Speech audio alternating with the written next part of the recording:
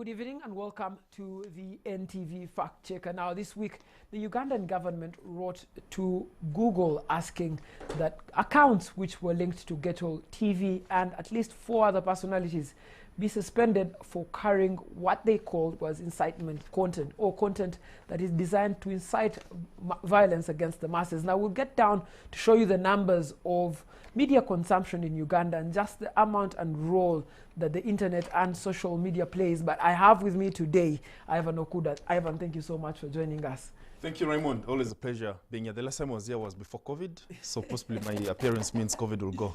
Exactly. Yeah. It's a pleasure. Yeah, but Ivan, of course, you're schooled in both the media and the law. You've been in journalism, but also you've graduated law.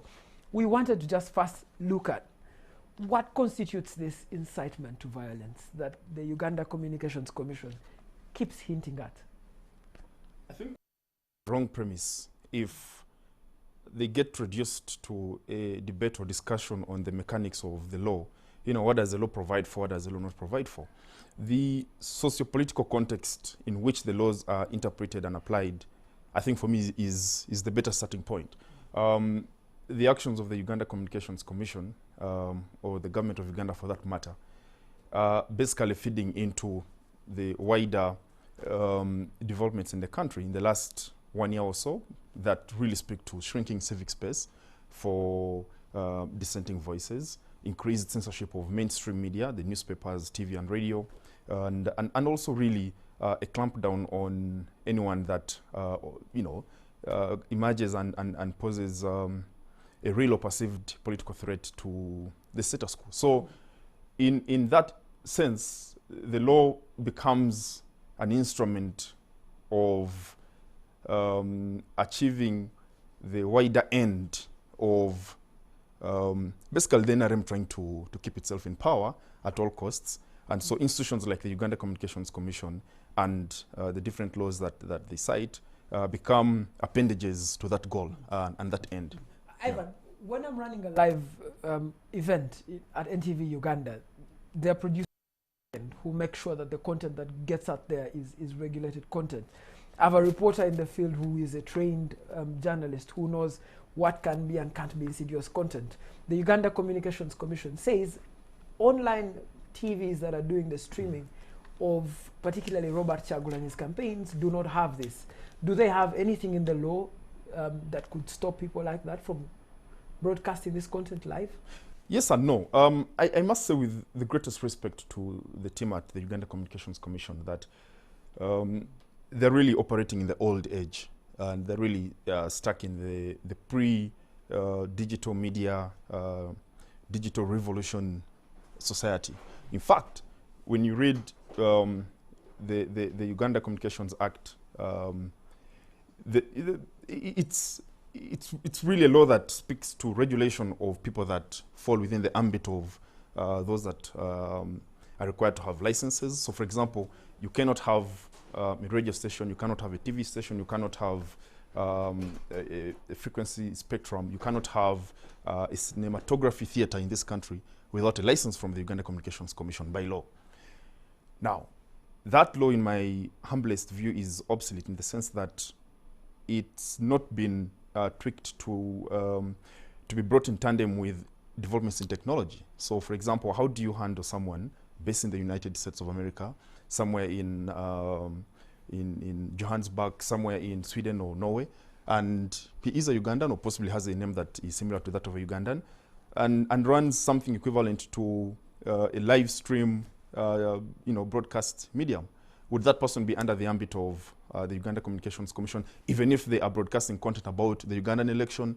I am not sure about that. I would respectfully disagree with a suggestion to that effect. So I think that the UCC is really biting more than it can chew. They are chasing wind, and clearly they've lent themselves to the manipulation and usage of the ruling party to achieve its very narrow and parochial political ends. Ivan, the other thing is that this debate tilts very much on, is it censorship, is it regulation? At what end does regulation stop and censorship start? We saw today the communications people of the president, particularly Don Wanyama, saying we've seen incidents where incitement to violence has led to genocide just across the border. And they also pointed to the fact that Europe now knows that you have all these incidents that could lead to incitement to violence, which could also tear apart communities. And they're putting in place measures and regulations. Is it from the good heart of the Uganda Communications Commission that this is regulation and not censorship? You know, to be fair, Don is right. The Uganda Communications Commission is right in that sense. But as early as 1859, an English philosopher by the name John Stuart Mill wrote a chapter, a book titled On Liberty, where he advanced the argument of the harm principle, that the only time and circumstance in which the liberty of a man should be restricted is if that man poses harm to others, which was really building on the Declaration of the Rights of Man and the Citizen after the French Revolution in 1780s. And, where again the French propounded the argument that you would limit liberty to the extent that the exercise of my liberty harms you or the greater society. And so across the world, Europe and even some of the most liberal societies like the United States of America, there are limitations on the freedom of speech, there are limitations on how much you can do in the media stroke internet space, and for good and bad reasons. I mean, for good morality stroke public policy considerations, in South Africa recently, with the outbreak of COVID-19, the government there passed a regulation that made it illegal for someone to spread false information in respect of COVID-19, and if you're found guilty, you'd serve a few 1 or 2 years in jail. And that's supposed to be, in my view, the most liberal democracy we have in Africa. So there is evidence across the world of those limitations. However, the constitutional standard that we have in Uganda as part of the 1995 Constitution is for that limitation of human freedoms and rights to be within the ambit of what is demonstrably justifiable and acceptable in a democratic society, as defined in the different case law, Andrew Mwenda and Charles Onyangobo versus Attorney General and several others. So in the academic stroke idealistic sense of it, what Don Wanyama and the UCC are saying is actually right, and you can write an academic essay of voluminous nature, in support of that argument. However, the challenge that we have in Uganda is that the government has lost the goodwill in the eyes of the public. So each time they evoke the different provisions of the law, more often than not, they are instrumentalizing the law. And yet the law, in its very nature, is supposed to be the vehicle for us to have a cohesive society where my enjoyment of my freedoms does not injure your freedoms. And therefore, the law comes as the bridge between the different contradicting interests and aspirations of society in its, disparate nature. But now what is obtaining in our jurisdiction is that the law is basically a weapon. It's basically a walking stick for the powers that be, and then institutions like the Uganda Communications Commission become vehicles for the achievement of narrow political ends. So that essentially collapses the argument on the harm principle as propounded by John Stuart Mill and captured in the limitations on freedoms in our constitution. Yeah. Ivan, very, very finally, if I could ask you, are we setting ourselves up for another broad constitutional challenge on the freedoms, particularly of the press and broadcasting? In the legalistic sense, yes. You can have another constitutional challenge, and the justices of the Constitutional Court could, hold the way they find fit in their wisdom. But I don't think that is where the juice is, the substance is. I think that would even be more of form than substance, in the sense that we're dealing not with a legal question per se. We're dealing with a political question. So what's happened in the last 20 years is that with the advent of social media and the opening up of the internet space, we've had the growth of what one media scholar Nancy Fraser calls subaltern counterpublics. In other words, the discursive arenas that emerge in response to the exclusionary nature of traditional media. TV, radio, and the newspaper used to be very restrictive and exclusionary platforms. You couldn't get in there if you're a ghetto man somewhere in Kamocha. But now, with thanks to the brilliance and the innovation of Mark Zuckerberg and the guys at Twitter, at almost no fee, a person in the ghetto is participating in the political discourse of the country as eloquently and loudly as you and I, who ordinarily would have been the dominant voices in the traditional media sense. So the people that were excluded from political participation have now gotten their chance. And that's why Ghetto TV emerges as a subaltern counter-public in response to the exclusionary nature that obtained before the advent of social media. So this, in my view, calls for a pragmatic political solution of engagement rather than using the law and institutions of the state to clamp down on people's freedoms. But, time is running out. But very quickly, I must also say that, again, in my humble view, the UCC is biting more than it can chew. Writing to Google and trying to take on Facebook and all these tech giants. I think they're wasting their time. They are better off engaging other institutions of the state to see how they can activate the different laws that are in place to address whatever lapses there might be in how we exercise our freedoms of speech and expression on the internet. So, for example, you have the Computer Misuse Act with what they call the computer misuse offenses. You have the Anti-Pornography Act. If you posted pornography on Facebook and Twitter, the police would have justification to come after you. You have the Anti-Terrorism Act. You have, you have just about too many laws that the police, if they were interested in going after one or two people that have violated that space, they would evoke without most of us making noise. I think that is better than you writing to Google and asking them to close an entire communication channel for a presidential candidate. Yeah. Thank you so much. We've been speaking to Ivan Okuda, who's been telling us the nuts and bolts of the law around what the UCC can and can't do with the regulation of Get All TV and online media that has been covering the presidential candidate, Robert Kyagulanyi. We'll take a break, and when we return with Jacob Mumbia.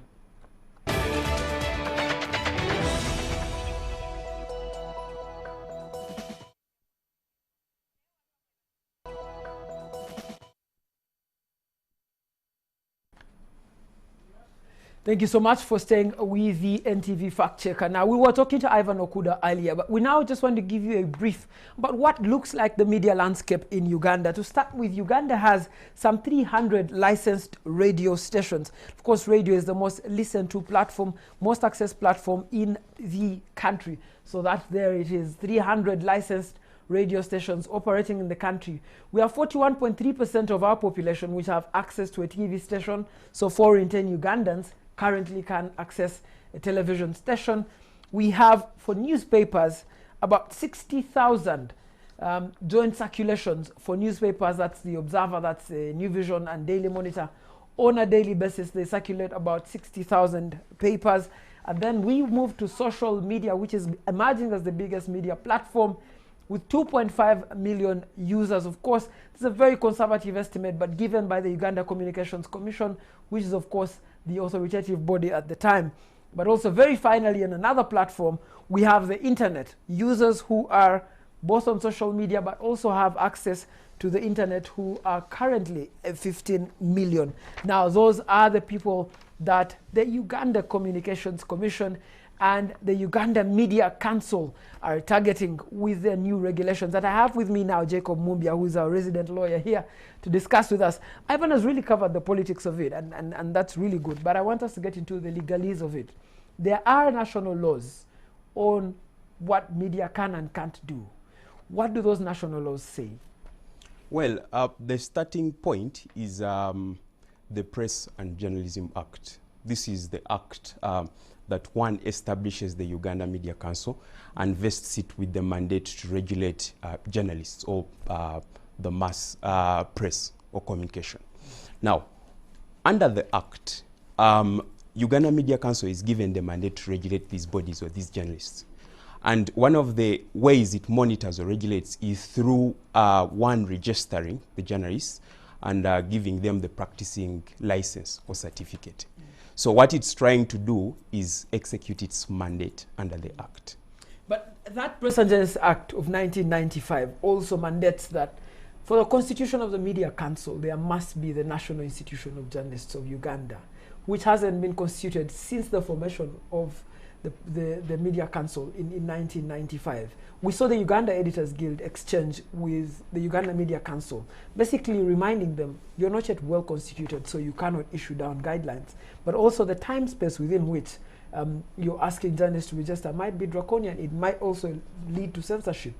What do you have to say about journalists fighting back and saying the Media Council is not properly constituted? Well, first of all, let me start at the timing. The timing itself is questionable. It's quite suspicious. You see, at this point, the courts have said that for any election, the most important right that is available both to the candidates and to the voters is the freedom of access to information. Now, where you impose these requirements to register, and you say that no journalist will be allowed to, let's say, publish or broadcast information when they do not have a license or when they have not registered, it means in a way you are limiting that freedom or the right of voters to access this information. So, first thing, the timing is not good. Secondly, if you have a situation where these authorities at a time like this are imposing these regulations, that also has an effect on the principle of the principle of free and fair elections. Because free and fair elections would demand that the voters are actually given information such that that information informs their view or whatever choice of candidates they go with. Yes. Talk to us about how would the Media Council approach people like Ghetto TV, who are providing information on the run 24 hours about a candidate that people have genuine and particular interest in. How would the Media Council go around people like that? Well, number one, like I already highlighted, the right to freedom of expression and dissemination of information is paramount in a democratic society. And actually the courts have said that having that right is what identifies a democratic society. And so that right is as important as that. If anything, what the institutions should be doing is supporting these rights, is ensuring that these rights are available to the people, because that is also under its mandate. If you look at the Act, for instance, the UCC Act of 2013, the Uganda Communications Commission is supposed to regulate and ensure communication according to international standards. Now, these international standards are derived from various policies and acts. For instance, the African Charter on Human and People's Rights. These charters or these international standards require that people are given freedom of expression, yes, and that they have access to information. So if anything, what the UCC should be doing is supporting or encouraging these people to participate. Yes. Jacob, we've seen the Uganda Communications Commission write to Google, which is a really major platform. But in terms of the numbers in Uganda, Google would look at Uganda's numbers as ignorable. But of course, Google also has community guidelines under which it operates. Do any of those community guidelines violate the national laws in Uganda? And if they violated the national laws, what can the Uganda Communications Commission do about it? Well, thank you very much. Fortunately, the Supreme Court, which is the most supreme in the land, has pronounced itself on this particular matter in Charles Onyangobo versus Attorney General. And they have given a test. For instance, they talk about where you want to limit the rights of someone. Then whatever objective that is causing the limitation of that right must be sufficiently important to override that right. Now, in this case, the Uganda Communications Commission cites two reasons. One, national security. And two, they talk about economic sabotage. And they gather that as acting in the interest of the public. But you see, what UCC has not done is that it has not demonstrated. If you read their letter carefully, what they use is that these stations, through their broadcasts, may, the keyword being may. So they have not demonstrated to us that indeed, whatever, first of all, that these TV channels actually pose a threat to national security. And where UCC is acting on mere suspicions or speculations, then that is not enough to override the most important right in a democratic society. All right, thank you so much, Jacob Mumbia. We've been speaking to Jacob Mumbia. Earlier, we spoke to Ivan Okuda, and those have really provided the basis within which we can understand the media environment that we're currently working in. We also give you the numbers of what it looks like in the media environment for the country. And as you go to the vote and poll, please mind about these numbers. That's why the fact checker exists, to provide you with information so that you can make informed decisions as a voter. Now, we hand you back to the regular programming of NTV.